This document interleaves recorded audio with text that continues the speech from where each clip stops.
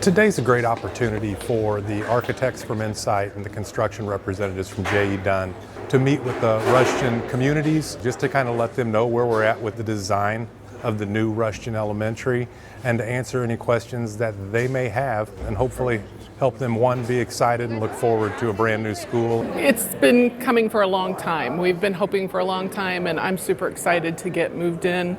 It's going to be unquestionable that it will do wonderful things for our kids. I was so happy to hear that our community approved the bond. They know what our kids need, and so it was wonderful to have them approve that and for us to get a new school.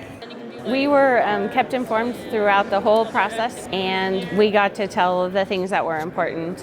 One of the things that was really important, that we liked the outdoor space here at Rushton, so they were able to give us an outdoor classroom. Well, the teachers were integral in the design process. We met with the teachers over several months, and we also met with some parents groups, and the same thing. We did that exact same process with them. Yeah, so I was part of the task force, so that was really neat. And it was cool to watch the whole thing evolve. And I think the final product will be good.